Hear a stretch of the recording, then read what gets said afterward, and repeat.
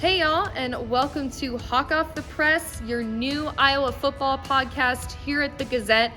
I'm Leah Vann. I'm your brand new Gazette beat writer on all things Iowa football, and I'm super excited to get started this season. So this podcast is still going to be on your same feed. It's going to be on that On Iowa podcast feed on Spotify, Apple, YouTube, Twitter, wherever you get your podcast, just with a new name because I'm the new girl in town and thought I would change things up. Anyway, every week I'm going to be breaking down the previous game with a fellow writer from the Iowa football beat, and then I will be previewing the upcoming game with a writer from the other team so we can get a little bit of intel on what that other team is going to look like. And then on Saturday, following the game, I will be joined by Mike Halas, our Gazette columnist, to talk about our immediate reactions to the Iowa football game. So I hope y'all enjoy this newly branded podcast, Hawk Off the Press, and let's get started.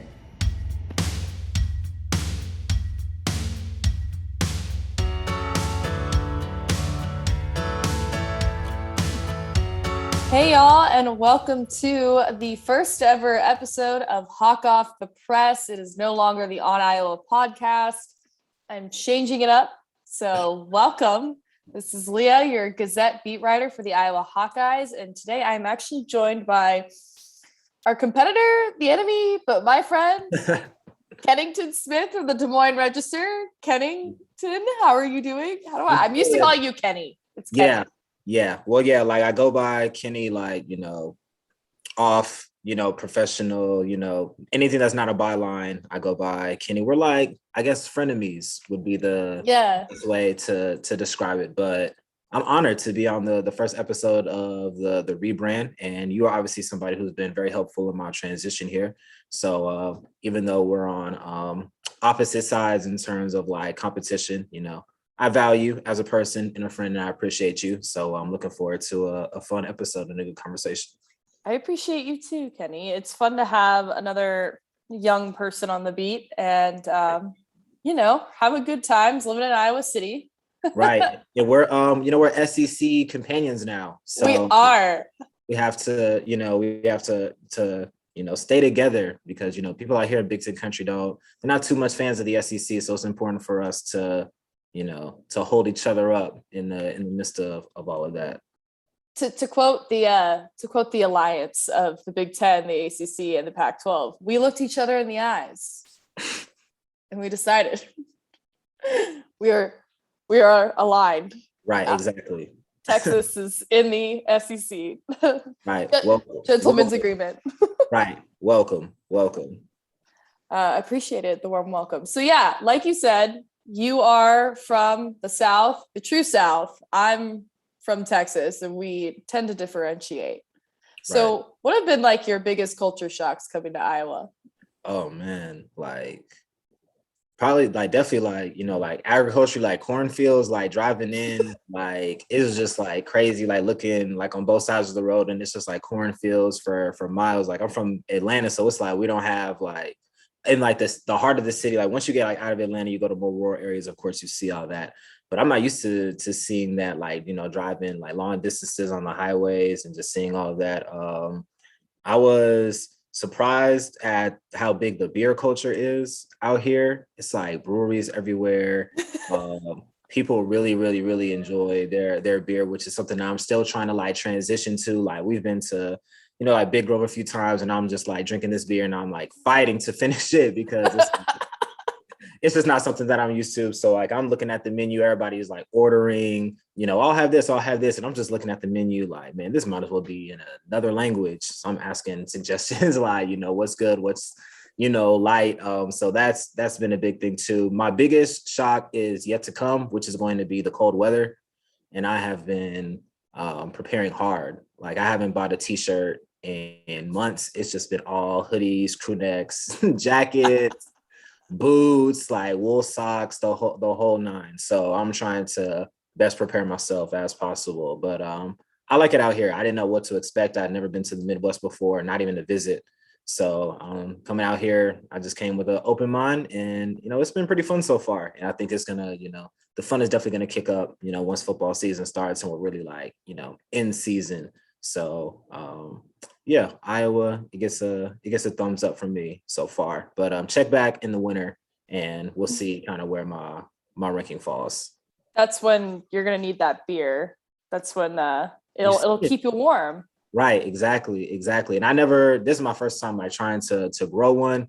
When I first came up here, my editor said, that first time that cold air hits your face, it's gonna be like, you know, you're gonna know at that moment that you need a beer. So I'm trying to get ahead of it right now. So we're trying to, get it fully grown in. So I'm ready instead of having to get ready. Yeah, looking fresh. Thank you, man. Thank you.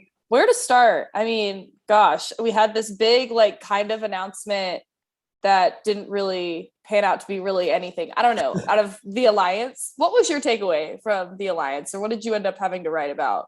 Well, my biggest takeaway is just like it seems like everybody's trying to figure out a way to kind of like protect. I don't know if protect themselves from the SEC is the best way to put it, but everybody's trying to put themselves on solid footing for when the inevitable conversations of strength of schedule, strength of opponent come up when the playoff field expands. And when I look at the SEC, at the top, perennial playoff teams, Alabama, Georgia, Oklahoma, who have been in the playoffs before, and I expect to still be, in that field regularly when it goes to 12. And then past that, you have Texas, you have Florida, you have Auburn, you have LSU. Like the SEC is going to be in a position to vie for several of the 12 playoff spots just because of how strong the conference is.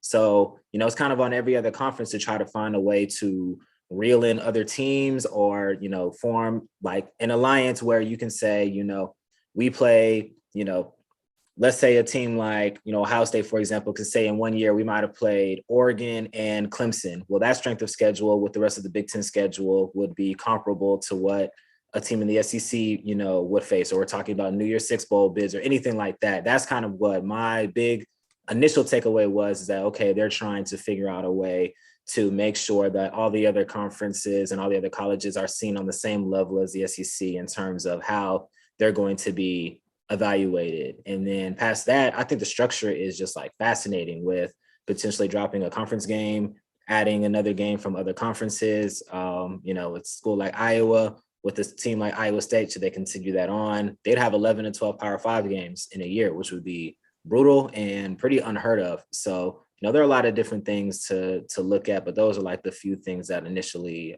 stuck out to me. Yeah, I think it's been circulating over Twitter. I've seen a lot of people arguing about whether or not Iowa State should stay a thing. And the funny thing is, a lot of Iowa fans are like, I don't want to play Iowa State, this terrible team, every single year when we could play like a much better branded team, blah, blah, blah. And I was like, hold on. Have we checked the latest rankings? Iowa State is number 7. Right. Iowa is number 18. So I don't know. What are you?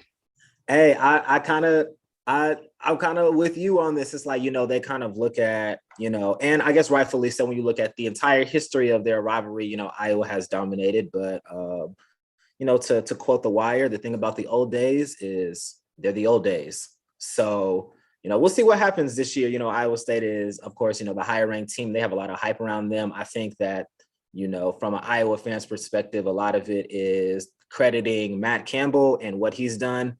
I think the interest in the speculation is what's going to happen to Iowa State, after he leaves at some point down the road.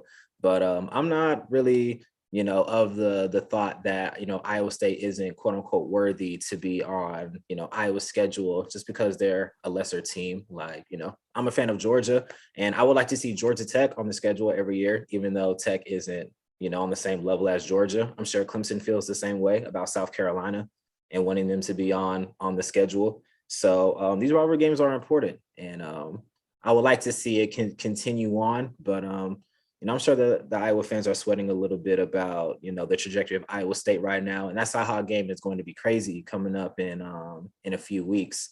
So I'm looking forward to that for sure. That'll be my first game on the beat. I'm missing the first game. I have a wedding to attend.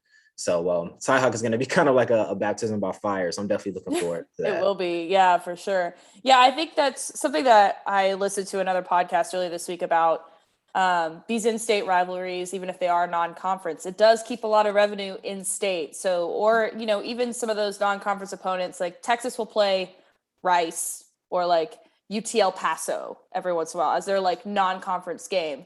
And those are kind of important because it does keep the money in state. Right. And I think one of the examples was like somewhere in the South, like Wofford playing one of those Clemson or South Carolina. Yeah.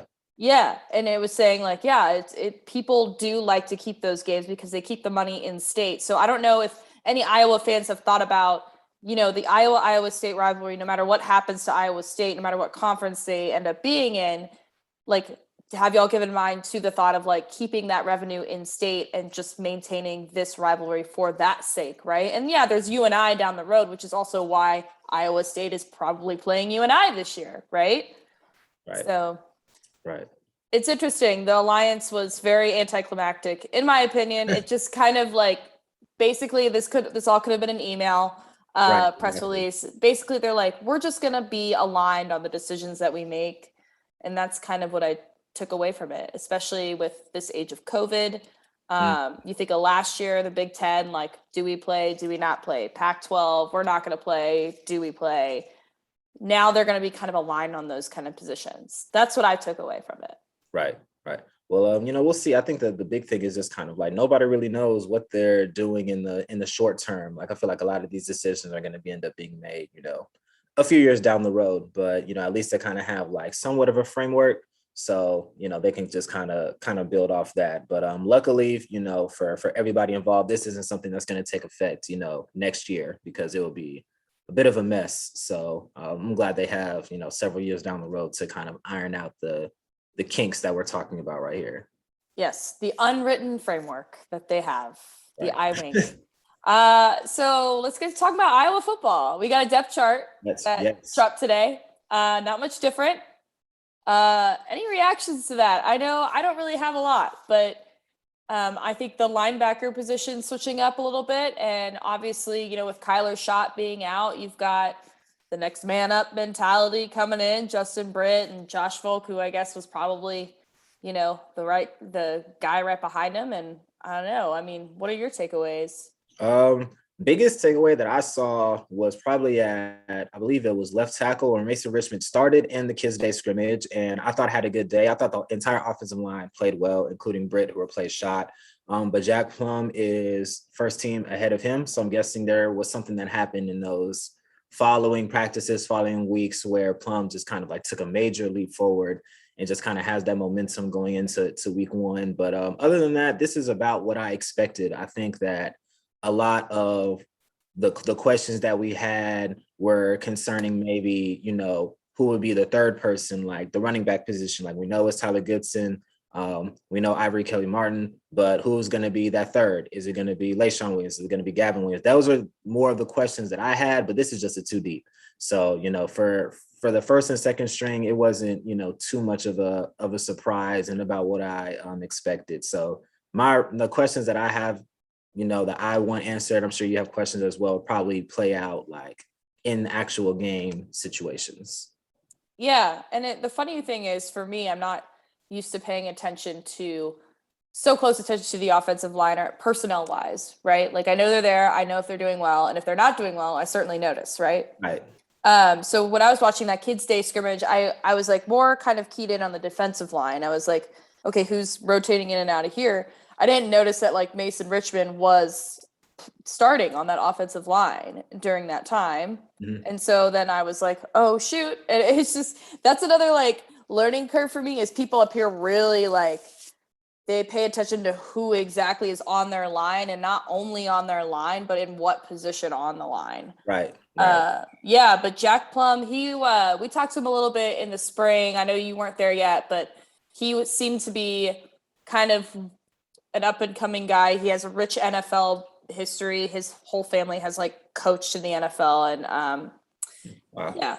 Green Bay Packers. There's a long line there. So I don't know. I think you can trust his caliber. I think you can trust his the level that he plays at, but I know a lot of people were expecting that Mason Richmond would be starting. So I don't know. I mean, we'll see what happens on game day because well, I think it might be one of those positions that's changing every single day. Right. And it's a fluid situation. I think Farron said this after the Kids Day scrimmage, is like, we have several guys at tackle who we feel good about and could probably end up playing at, some early point in the season. So, you're right. If it gets to Indiana is a team, notorious, aggressive on defense, blitzing team. So, Jack Plum, the entire offensive line is going to be put into situations that are going to be difficult for them. So if anybody struggles, I don't think it'll be too much, rope for them, so to say, if Ferentz feels like, the entire offensive staff feels like they have multiple guys who they can just plug in and play. So, definitely something to watch out for sure. Yeah. And I think Ferentz has really kind of diminished the value of the depth chart. Every time we talk about it, he's like, yeah, I have to put one out. We'll see. Right. And it's like, okay, there's probably not going to be that much changes at the end of the day when we do see this team take the field. But those little minute changes, so we're going to move Jack Campbell, we're going to move Seth Benson and switch sides and linebacker. Interesting. Like, tell me more, Kirk. Right. Tell me more. Right, exactly. Well, we're gonna have a chance to talk to him next week. That might end up being a question, kind of what he saw that made him say that, and he might end up saying, well, we feel comfortable with everybody at every position, and that may be true. But hopefully he'll give us a little bit more detail than that. But we'll see what happens against Indiana, which is going to be a monster game for sure. What are your thoughts on these first two games? You think Iowa takes both, goes 1-1, goes 0-2? Have you thought that far? Are people asking you? I think people have been asking me. Yeah, like I think that I think the best case scenario, the best case scenario is obviously going 2-0. I think the most realistic scenario is probably that they split.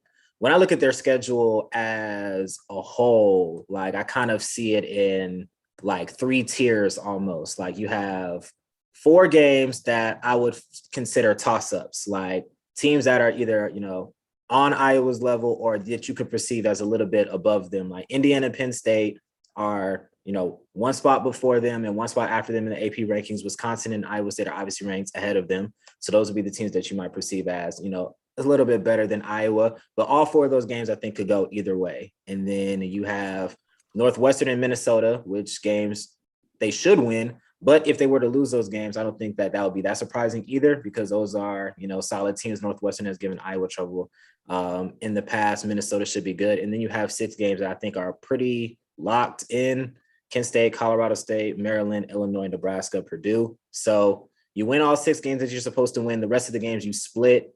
And you're sitting there like kind of in like that 9-3 bubble. So in terms of Indiana, Iowa State, like I feel like splitting is probably the most realistic scenario. I think that Indiana is probably the more winnable game, quote unquote. They're at home, which is going to be a huge advantage for them. Going on the road at Iowa State, all the emotions around that game and how much Iowa State is wanting to win that game, considering kind of where the rivalry has gone in years past. I'm probably trending more towards them in that game, but anything can happen. So that's kind of my thoughts. Yeah, those are my thoughts too. I say you take one or the other when it comes to Iowa State or Indiana. I don't think they take both, just because they're also, I think they both might come down to the wire, right? And at that point, it's a 50-50 chance. I don't know. I feel like it's gonna come down to like a field goal, right? And we're gonna see how good Caleb Shudak is, number one, or how good Iowa State's kicker is, or how good Indiana's kicker is, whatever. Number 2, I don't know. I don't know if I should believe the hype of Iowa State yet. I kind of am right now, because the running back, Breece Hall, stellar. You've got a lot of seniority on that team, Brock Purdy, but also like you got a lot of seniority on Iowa's team, and Iowa seems to always give Iowa State trouble no matter what the hype is, right? And Iowa State's been kind of on this steady climb over the years, but they kind of, to put it lightly, they sucked the beginning of last year. Right. And lost that first game. And then they kind of got their act together, and all of a sudden they're now like all of a sudden playoff contender, people are saying. Right. And I think it's, there's something to be said about, expectations, like, for the first time really in their school's history, like they are, like the hunted, so to say. Obviously, like Oklahoma is the favorite in the Big 12, but there is legitimate, buzz around Iowa State being a playoff team, like you said, which, they have never been a part of that conversation before. So it'd be interesting to see because kind of how they manage the fact that they're not sneaking up on anybody anymore. Like, I don't think that anybody is really surprised where Iowa State is right now and kind of what type of program that they have become. And sometimes managing those expectations can be tough. So that'll definitely something to look out for as well. So, I'm looking forward to that game. That definitely has, game of the, one of the marquee games of the entire college football landscape for sure in the early part of the season. Yeah. I'm curious if we think about this Iowa team and you could think back to Kids Day, it was still kind of like 2 weeks ago at this point. Mm-hmm. I guess that was your first scrimmage to see, right? Yes. Who stood out to you and what were your takeaways from watching that scrimmage, first of all?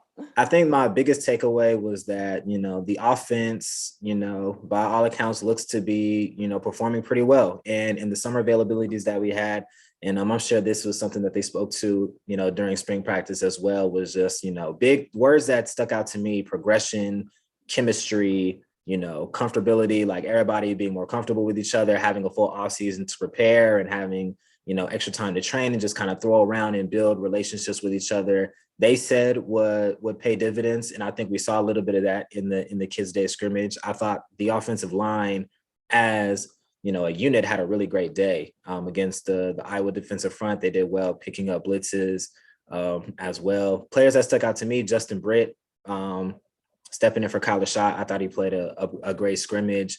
LaShawn Williams had a stellar day. He was popping big plays everywhere. And that's why I, alluded to the running back 3 competition. And then on the defensive side, Deontay Craig on the defensive line was disruptive, the majority of the scrimmage. And he appeared on Iowa's 2 deep as well behind Van Valkenburg at defensive end. So I think that they, he earned some trust in that game and probably had, some subsequent good practices as well to put him on that 2 deep. So that would probably be my top 3. But overall impressions was that, the offense, fans who came out should be encouraged by what they saw. Yeah.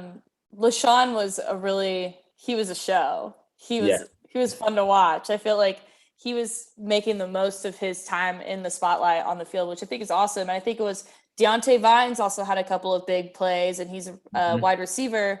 And none of us, I didn't even know. I don't think I had seen his name even in the spring on the roster, or it was just one of those I glanced over oh, he's too young to play. Right. And then I was like, whoa, who is this guy? It's number 0, literally so easy to miss. Who is this guy? Yeah. Yeah. Well, he might have something to say. I think that, just in general, young wide receivers, showed us something. Of course, we know about Keegan Johnson, Arlen Bruce. Arlen Bruce had a great day as well. Long catch, touchdown, reception. Keegan Johnson is on the 2 deep. So, obviously coaches and players are impressed with him. But, there's something to be said maybe about young receivers, stepping up and maybe having more of a say in the offense this year. Yeah, I mean, it's going to be interesting to see if they adjust accordingly. I mean, there's a tremendous number of wide receivers on this roster, more than tight ends, which for Iowa is kind of, I don't know. I feel like that's weird to me, Right. So I don't know if they're planning on, say using them all, right, or using a good chunk of them in their play calling, or not, because you also have Tyler Goodson as a pretty reliable running back who can also receive the ball. You've got Sam Laporta at tight end. Luke Lachey seems to be he'll be the next guy up to use their cliche. And I think that it's all interesting. I think the secondary looks great. I was really impressed by Terry Roberts. I have a story on him coming out on Sunday. So I guess people will have already read it by then. We are recording on Friday, and I think this will come out on Monday. So hope y'all enjoyed my story on Terry Roberts. Right. Well, shameless plugging in for, anybody who is watching this right now who didn't catch the story. Now go read the story. Give me them clicks. Let's go. Right. Get that traffic going. We get these emails now where it tells you how much ad revenue your stories bring to the website. I don't know if y'all have that. No. That's interesting though. Yeah. So it'll be this article, and then it'll have paths to conversion and blah, blah, blah. And it'll be $8 in ad revenue. I'm like, is that good? Is that bad? Like, I feel like it needs to come with an accompanying, like, like red, yellow, green scale. Like, this is, this is that. This is really good. That's interesting though. I would like to see that though, for sure. Like, for our stores, I'm gonna have to talk to the people at Gannett, make a phone call, send an email. Like, hey, we might need to consider putting this in the next update or whatever. Yeah, it's been I don't know if it's like a good thing or not. I know that like the Athletic analyzes their writers by their like path to subscription, like how many subs those writers get. So yeah, with here it's just kind of like, oh, I guess this is kind of interesting. I don't really know. But anyway, my story on Terry Roberts, check it out, thegazette.com. Right. Do you have any concerns with this Iowa football team? My greatest concern right now was kind of like the other side of the O-line playing so well, was that the defensive line was underwhelming in that scrimmage. And I know that Iowa traditionally is not a team that blitzes often. And there were several times in that scrimmage where they had to blitz just to try to create some type of pressure for the offense. And Noah Shannon didn't play in that scrimmage, so that's a noteworthy thing to mention. But just in general, creating pressure in that front four is something that I don't think is a sure thing right now. And you lose players like Chauncey Golston, you lose defensive player of the year Davion Nixon. Obviously, they're going to be holes to fill. So I think that would probably be the number one thing right now that I'm looking for is can they get pressure? And if they can't, how much are they going to step out of that comfort zone and try to blitz more often to create pressure? It was interesting that they blitzed so much because Kelvin Bell literally told me that blitzing is like a surefire way to die. Mm-hmm. And then they were blitzing the whole scrimmage. I was like, Kelvin, want to follow up on that, man? But yeah, I think you're right. I think they were just trying to create whatever pressure they could simulate. And it's hard when you're playing against your own team. And I thought what was interesting is a lot of the offensive players were saying, yeah, okay, I feel like we've gotten better because we've had to play against one of the top defenses in the Big Ten. Like, this is tough. But then we didn't really see like the defense that they've been playing against every day. And maybe that's because the offense has gotten better, or maybe not. But I saw the interior was kind of lacking in that aggression or momentum. Mm-hmm. And yeah, like you said, Noah Shannon was out, so we didn't really get a full picture. You've got Zach Van Valkenburg on one side and John Wagner and Joe Evans on the other, and both are known to be pretty good playmakers with not a lot of experience, but when they're on the field, they certainly make an impact. So I think when it comes to the interior, I can always get the right and the left like mixed up, so I want to make sure I get this right. So Noah is on the left. Y.A. Black and say Logan Lee, who's been rotating out too, are on the right. So I don't know. We'll see who again starts at this Indiana game. But I know, it did take Iowa a couple of games. I don't know how many of the beginning of the last season you watched. I watched both games the beginning of the season. Yeah. Yeah. It seemed like the defensive line, which ended up being amazing, wasn't all there for like the Purdue game, Yeah. Yeah. And I would agree with that. Definitely, like the last 6 games of the season, definitely saw a lot more playmaking disruption from that unit. So, I think that, they obviously don't have, time to, let's say, ramp that up because their first 2 games are obviously huge, but, maybe the full winter period, spring, summer, fall, will do them well in that they're as prepared as they possibly can be for the start of the season. What would be like a pretty interesting question to ask, which I don't think we'd ever get a clear-cut answer on, is which unit like or position group loses out the most on development when it comes to not having that spring season and not having that summer camp, right? Like, okay, we know that Spencer Petras like missed 30 days due to quarantine procedures last summer. But when it comes to like developing a defensive line, is that one of those position groups that you really need to nail down that system? You need that time more so than say like a very experienced secondary, or more so than say your tight ends or your wide receivers. Mm-hmm. That would be interesting to me to know, is like, maybe it's because it is a unit, whereas like everybody else is kind of more individual. You know what I'm saying? Right. No, definitely. I haven't even thought about that. I don't know what would be the biggest. Maybe quarterback would probably be my quick answer, just because that's the one where it's like, Certainly. especially like given last year with it breaking in a new quarterback, you probably want your number one to get as many reps as he possibly can, and then number two after him just to be prepared. And then, anybody after that is probably not getting many reps at all just because you can't spare them. So that would probably be my quick answer. But, as a whole broader picture, I really don't know. That's interesting. D-line is definitely one of those positions where you're going to need to have, upwards of probably close to like 8-10 guys you can feel like you can rotate in at any time. So maybe that's something that is a great challenge in trying to, evenly spread out those reps so everybody is, sharpened and prepared. So, Good question. Yeah.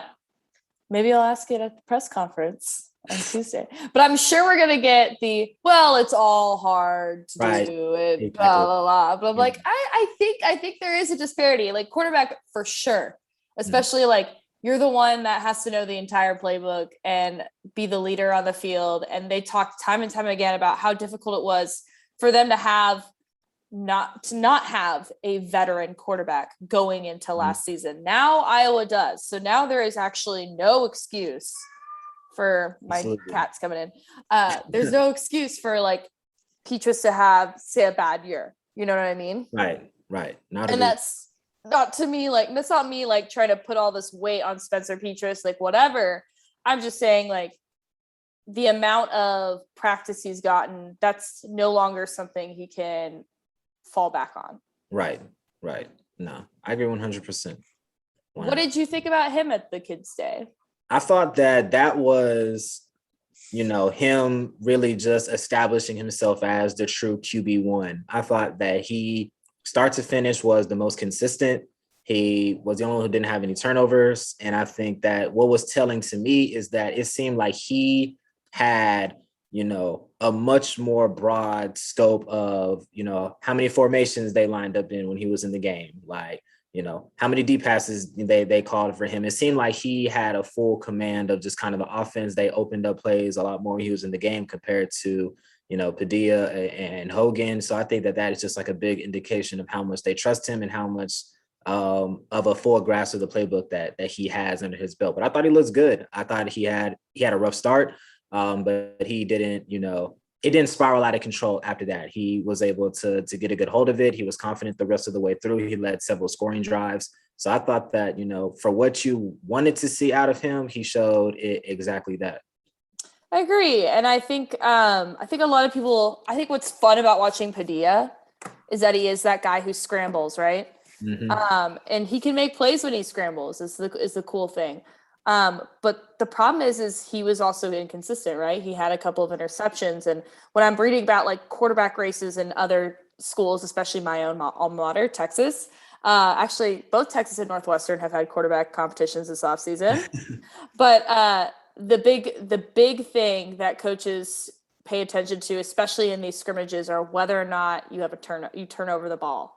Mm-hmm. And Padilla had, I think, 2 interceptions in that Kids Day scrimmage. And Hogan, I think, had like a fumbled snap, interception somewhere. But you're right, like Hogan also had like a smaller portion of the playbook. Padilla had a little bit more, and then Spencer had a broad scope. But, you can't have those kind of inconsistencies. You can't show that you're going to turn over the ball in a scrimmage atmosphere. Right. And so, because then what are you going to do in the game?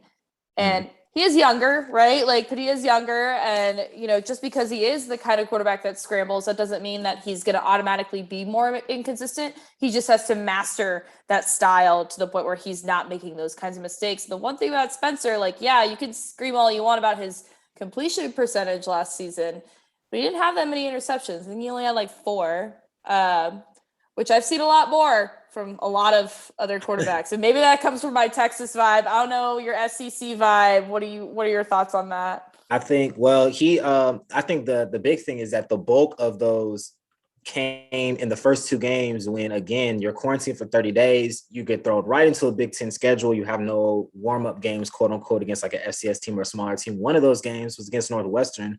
who had one of the best secondaries in the country last year. Their first round pick last year. They're going to have a high draft pick in their secondary again this year. So that one definitely was not a favorable matchup. But I mean,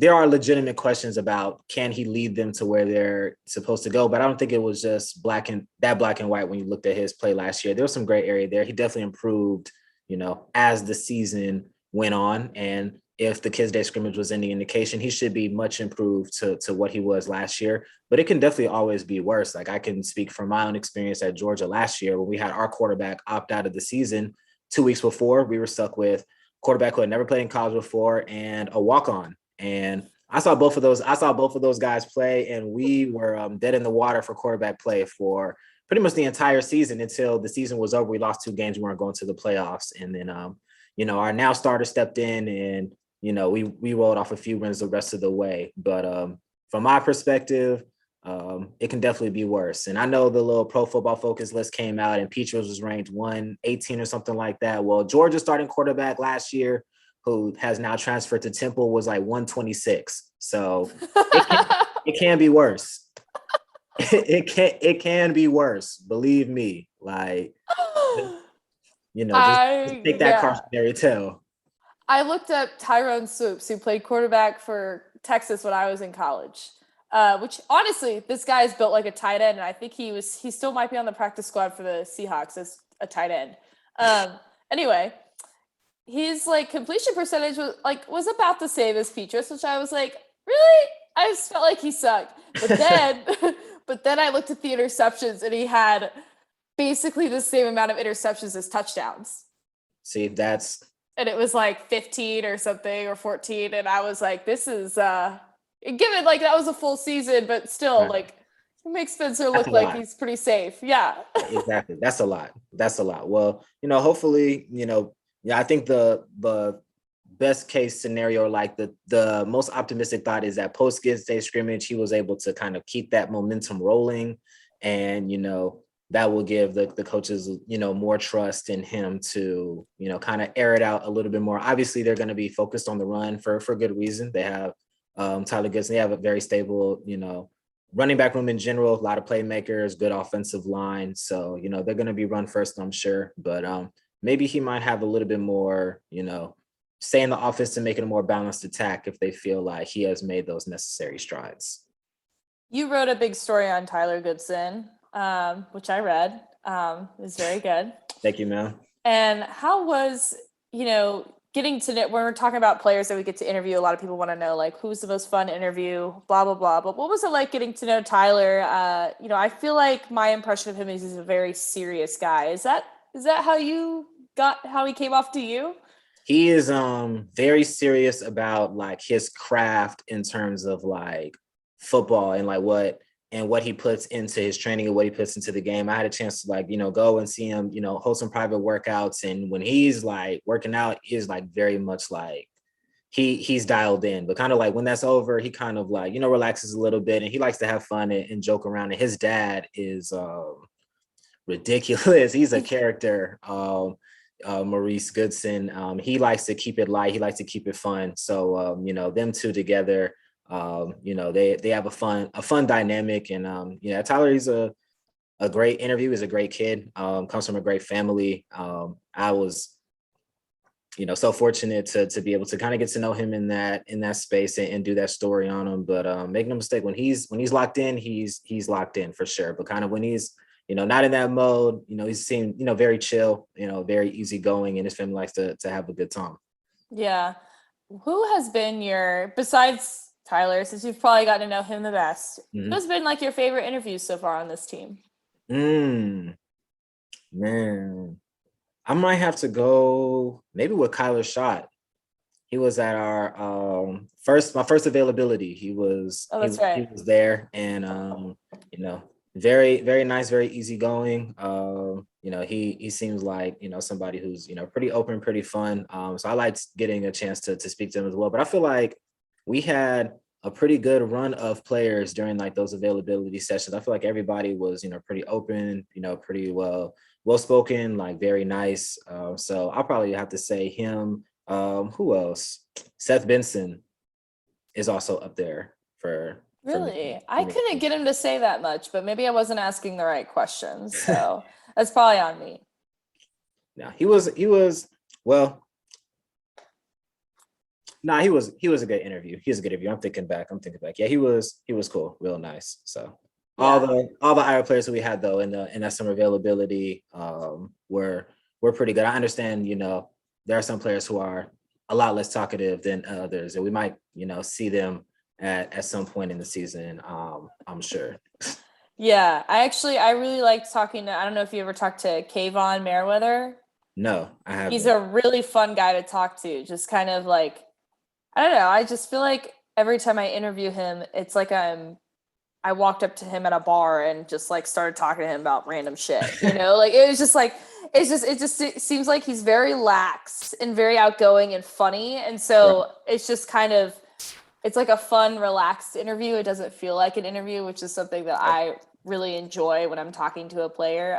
I enjoy talking to Spencer Petras. Like a lot of people are like, oh, he's a terrible interview. He's really boring. I was like, no, this guy's got like a chip on his shoulder because he knows he gets so much hate.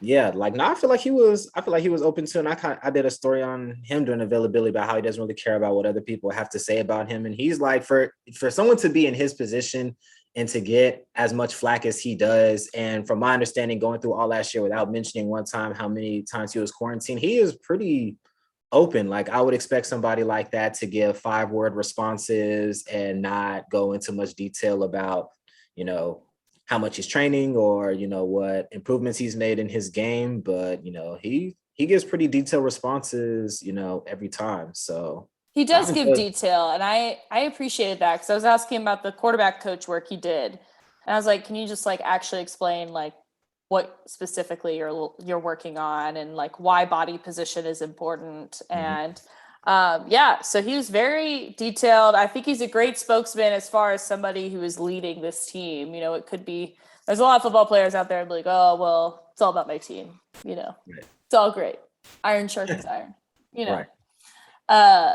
Yeah, I don't know. I think, well, it also helps that Spencer and I like the same music. So I'm always like, okay, well, now I'm going to pick his brain about music. And I think everybody's done that. Because I think I've seen every single beat writer like mention his music taste. I don't know why that is, but I know for me, it's just because I like the same music. But for everybody else, I don't know. Maybe they think it's eclectic. Maybe it's the California thing. I don't know. Right. Well, yeah, that's definitely another a link I have with Tyler as well. Like both of us being from Atlanta, of course, like, we're definitely like aligned in like, heavy at Atlanta rap music is kind of like our go-to. Yeah. See, it's always fun to find those little like tidbits you can use to connect with these players because then you feel like you're not seemingly like these evil media people. Exactly. Because they'll be nice to you, but they'll like openly admit they hate talking to media. Right. Like, I think Riley Moss, like he's also a really great interview. He's really nice to talk to. He's like, yeah, I hate this. Yeah. Well, I mean, I guess it's like, they're concerned about, words being twisted the wrong way or, whatever, the case may be, or they don't want to, say the wrong thing on accident or, whatever the case may be. So I understand it, but we're nice people, like, people watching this podcast right now, looking at us, talk to each other. We're innocent, hardworking, diligent, young journalists. Like, come on now, like, look at our smiling faces. Like, would we hurt a fly? I think we just made ourselves look worse in that moment. I actually think though, but I don't know. I wonder if because we are younger, they might like think, oh, this person's like close to my age. Like maybe, maybe this person I can trust or maybe not. I don't know. Cause I'm not going to be like, makes bold claim, blah, blah, blah. It would be like, exactly. I need you to elaborate because if you elaborate, you provide more detail. Of course. Then I'm able to be more accurate in that sense, which I think that they're coached the opposite way. Right, exactly. Makes it difficult. Yeah, like the more you talk, the more you're running a risk of, falling down a rabbit hole or putting your foot in your mouth or whatever the case may be. But we're gonna keep trying. That's what we do as journalists. I did ask Seth Benson what shampoo commercial he would do like, because it was like the NIL availability that we had, and I was like, so what like shampoo brand would you rep? Because he has like a nice mane of like blonde hair, and so does like Kyler Schott has a nice mane of hair, and then you've got Monte Pottebaum's got the mullet. So I want to know from like each and every one of them what shampoo brand they would rep if given the opportunity. What was his answer? He said he didn't know because he uses the shampoo off the walls of the locker room. And I was like, Seth, you have really nice hair. You got to take care of it. Right. Hey, well, maybe the shampoo off the wall in the locker room is doing what it's supposed to do. We think that Iowa is providing like Pantene or like Nexus or like Biolage. Like, what are they getting? I don't know. Head and Shoulders. It's probably Head and Shoulders. Maybe that would make sense. I don't know. This is a major Division I college football program. They don't need to spare any expenses on the hair. That's very important. So, hopefully it's, if it's not top shelf, like maybe it's, something kind of in like that mid upper tier. So what games are you most excited about covering as a new reporter on the beat? We're both new reporters on this beat. So I already did a story on it, but I haven't heard your take.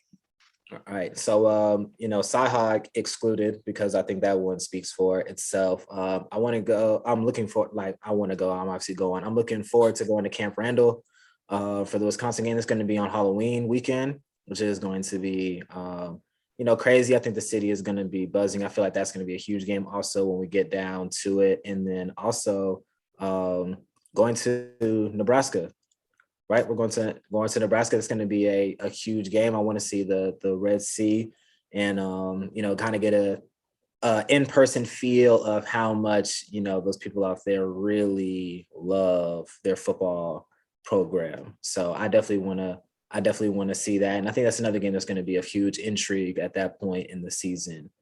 So those are like my top two, but just in general, like I'm looking forward to this entire Big Ten slate. Like I'm an SEC guy, you're a Big 12 girl. I don't know how much you watch it. I don't know how much you watched the Big Ten prior to taking this position. But for me, I never really watched the Big Ten outside of, whenever Ohio State was on TV. So I really don't know too much about, any of these other teams, are just kind of like the culture of the Big Ten. So I'm really, looking forward to all of it. I know that's like, coach speak, very generic answer, like, oh, every single game is important. And, I look at all of them equally. But that's really how I feel is, I really want to, get a chance to see everybody and go to different places and kind of take it all in. But top two for sure are Wisconsin and Nebraska. We're going to have like a Friendsgiving in Nebraska. All of us. I'm down. Yeah. We can do that for sure. You think, I don't know what I would bring to the table. I don't know. I feel like, do I lug in some like something I make like across the country, or do we just go buy stuff when we get there? I'm wondering like, what do you bring to the table to Friendsgiving usually? Right. I don't know. We're going to have to dive further into like maybe like dietary restrictions or, some people don't eat, I don't know. Some people don't eat potato salad. Some people don't eat dressing or stuffing or whatever. Like some people prefer ham over turkey. I don't know, but we're going to our good friend David Eichholt would probably supply the beer. Oh yeah. Yeah. We don't have to worry about that. Like that's not even something we're going to have to put on the list. He's just going to pull up. Oh man. Well, Kenny, it's been super fun having you on the first episode of the Hawk Off the Press podcast. Right.